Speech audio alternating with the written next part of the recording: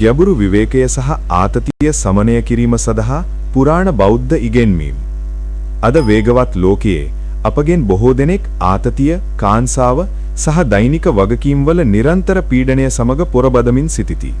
එහෙත් සියවස් ගණනාවකට පෙර බුදුන් වහන්සේ මිනිසුන්ට මනසේ සාමය සහ අභ්‍යන්තර සංසුන් භාවය කරා මඟ පෙන්වන කාලානුරූපී ප්‍රඥාව ලබා දුන්හ. පුරාණ බෞද්ධ ඉගැන්වීම් අධ්‍යාත්මික අවබෝධය පමණක් නොව ලිහිල් කිරීම සහ ආතතිය සමනය කිරීම සඳහා ප්‍රායෝගික මෙවලුම්ද සපයයි.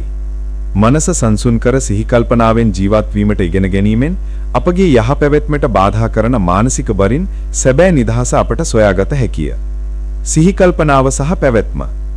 බුදුරජාණන් වහන්සේගේ බලවත්ම ඉගැන්වීමක් වන්නේ සිහි කල්පනාව, සතියයි. අපගේ මනස අතීතයේ සිරවී සිටින විට හෝ අනාගතය ගැන කනස්සල්ලට පත්වී සිටින විට ආතතිය බොහෝ විට ඇතිවේ. සිහි කල්පනාව අපට වර්තමාන මොහොතේ විවේක ගැනීමට උගන්වයි. අපගේ හුස්ම, ශරීරය සහ සිතුවිලි කෙරෙහි මෘදු අවධානයක් යොමු කිරීමෙන් අපි ස්වභාවික සංසුන් තත්වයක් නිර්මාණය කරමු. සරල පිළිවෙතක් වන්නේ සිහියෙන් යුතුව හුස්ම ගැනීමයි. සෑම ආශ්වාසයක්ම සහනයක් සහිතව නිරීක්ෂණය කිරීම. මෙය මනස නෙංගුරම්ලා ආතතිය සහ නොසන්සුන්තාවය විසුරුවා හැරීමට ඉඩ සලසයි. භාවනාවේ බලය. බෞද්ධ භාවනාව දිගු කලක් තිස්සේ අභ්‍යන්තර සාමය සඳහා මාර්ගයක් ලෙස භාවිතා කරයි. ආනාපාන සති, හුස්ම ගැනීමේ සිහිය සහ මෙත්ත භාවනා, ප්‍රේමනීය කරුණාව භාවනා වැනි පිළිවෙත් ආතතියෙන් මිදීම සඳහා විශේෂයෙන්ම ඵලදායී වේ. අපි නිහඬව වාඩි වී හුස්ම කෙරෙහි අවධානය යොමු කරන විට අපි ස්නායු පද්ධතිය ලිහිල් කිරීමට සහ මනස සංසුන් කිරීමට ඉඩ දෙනවා. අනෙක් අතින් ප්‍රේමනීය කරුණාව භාවනාව අප සහ අන් අය කෙරෙහි අනුකම්පාව වර්ධනය කිරීමෙන් අපට නිෂේධාත්මක හැඟීම් මුදා හැරීමට උපකාරී වේ.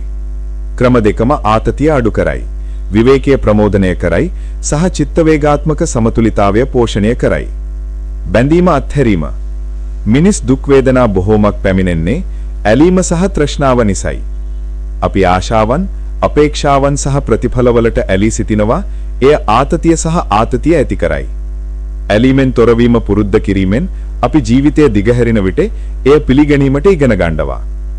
මේ නදහස් වන්නේ සියලු වගකීම් අත්හැරීම නොව නිරන්තර ආශාවේ ග්‍රහණය ලිහිල් කිරීමයි.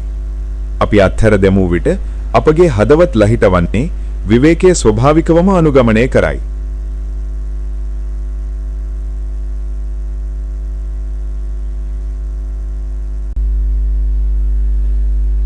උතුම් අෂ්ටාංගික මාර්ගය සහ සමබරතාවය.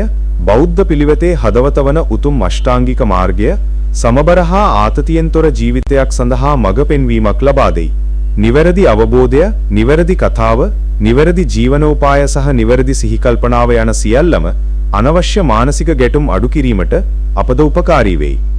සදාචාරාත්මක හැසිරීම, ප්‍රඥාව සහ දැනුවත්භාවය සමග ජීවත් වීම මනසට සමගිය ගෙනෙයි. මෙම සමබර ප්‍රවේශය අභ්‍යන්තර ස්ථාවරත්වයක් ඇති කරයි. ජීවිතයේ අභියෝගවලට කලබලයට වඩා සංසුන්ව ප්‍රතිචාර දැක්වීමට අපට ඉඩ සලසයි. අනුකම්පාව සහ ස්වයං කරුණාව. අපි අප සමගම රළුවන විට ආතතිය බොහෝ විට වර්ධනය වේ. බුදුන් වහන්සේ අන් අය කෙරෙහි පමණක් නොව අප කෙරෙහිද දය, කරුණා සහ කරුණාව අවධාරණය කළහ. ඉවසීමෙන් සහ මෘදුකමින් අපට සැලකීමෙන් අපි අභ්‍යන්තර ගැටුම් අඩු කරමු. අපගේම අඩුපාඩුවලට එරෙහිව අරගල කරනවාට වඩා අසම්පූර්ණකම් පිළිගෙන සාමයෙන් විවේක ගැනීමට ස්වයං අනුකම්පාව අපට ඉඩ සලසයි. නිගමනය. පුරාණ බෞද්ධ ඉගැන්වීම් අපට මතක් කර දෙන්නේ විවේකය සහ ආතතියෙන් නිදහස් වීම බාහිර සැප සම්පත් තුල නොව අපගේම මනස තුල ඇති බවයි. සිහිය, භාවනාව, අනුකම්පාව සහ බැඳීම් අත්හැරීම තුලින් අපට ගැඹුරු සාමිය වර්ධනය කරගත හැකියි. මෙම පිළිවෙත් සරල නමුත් ගැඹුරින් පරිවර්තනීය වේ. සෑම දිනකම මිනිත්තු කිහිපයක් සිහියෙන් හුස්ම ගැනීම හෝ භාවනා කිරීම පවා ආතතිය සමනය කර අභ්‍යන්තර සමතුලිතතාවයේ යථා තත්වයට පත් කළ හැකියි. බුදුන් වහන්සේගේ අකාලික ප්‍රඥාව අනුගමනය කිරීමෙන් අපි සංසුන් භාවයට දොර විවර කර සෑම මොහොතක්ම පැහැදිලිකම, සංසුන්කම සහ ප්‍රීතියෙන් ජීවත් වෙමු.